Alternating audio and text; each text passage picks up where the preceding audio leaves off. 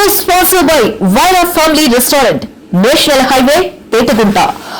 నోరూరించే వంటకాలు, అసలైన మసాలా దమ్ముతో అదిరిపోయే నాన్ వెజ్ రుచులు మీకోసం.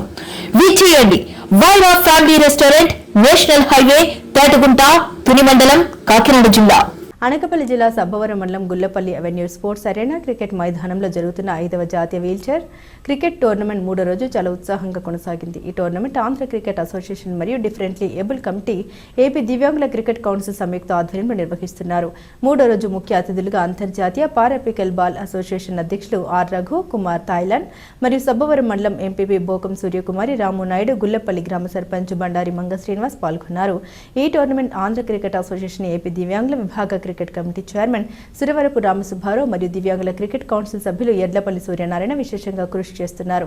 3వ రోజు 4 జట్ల మధ్య 2 మ్యాచ్లు జరిగాయి. ఈ మ్యాచ్లకు ప్రధాన ఎంపైర్గా వంశీ స్క్వేర్ ఎంపైర్గా గుణశేఖర్ వ్యవహరించారు. ఈ యొక్క క్రికెట్ టోర్నమెంట్ పెట్టడం మాకు చాలా ఆనందంగా ఉంది. ఎందుకంటే ఇంటర్నేషనల్ క్రికెట్ అంటే వైజాగ్లోనే ఉండేది, మేము ఎప్పుడో వెళ్ళేవారు చూసేది. అలాంటిది మా గ్రామం ఒక మారుమూల గ్రామం.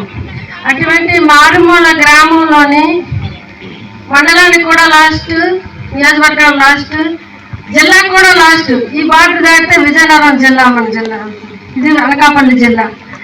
ఇటువంటి మా మండలంలోనూ ఇంత గొప్ప మహోన్నతమైన క్రికెట్ టోర్నమెంట్ పెట్టిన ఈ క్రికెట్ టోర్నమెంట్ యాజమాన్యానికి నా హృదయపూర్వక అభినందనలు. ఎందుకంటే మా సబ్బవరం మండలంలోని మెట్రో యూనివర్సిటీ కూడా ఉంది, తర్వాత మెరీలాండ్ యూనివర్సిటీ కూడా ఉంది వంగం దగ్గర, అలాగే లా యూనివర్సిటీ కూడా ఉంది, అది ఇంటర్నేషనల్ యూనివర్సిటీ. ఆ 3 యూనివర్సిటీలు ఆనందంగా ఉంది.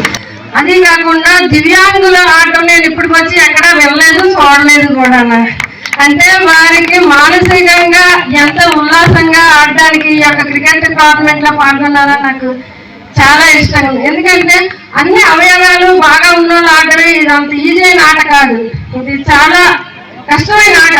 పరిగెడతారు, పడిపోతారు, ఎగురుతారు, దిగుతారు, అన్ని చేస్తారు. కానీ ఆ ఎన్ని రిస్కులు తీసుకొని ఈ యొక్క క్రికెట్ ఆడడానికి వచ్చిన దివ్యాంగులందరికీ పేరు పేరిన నా హృదయపూర్వక అభినందనలు. వారు ఇక్కడ ఆడి, మా గ్రామంలో ఆడి, స్టేట్లో ఆడి, సెంట్రల్లో ఆడి, అలాగే వరల్డ్ మొత్తం మీద మంచి ప్రజెంట్లు సాధించాలని మిమ్మల్ని అందరినీ నేను మనస్ఫూర్తిగా కోరుకుంటున్నాను.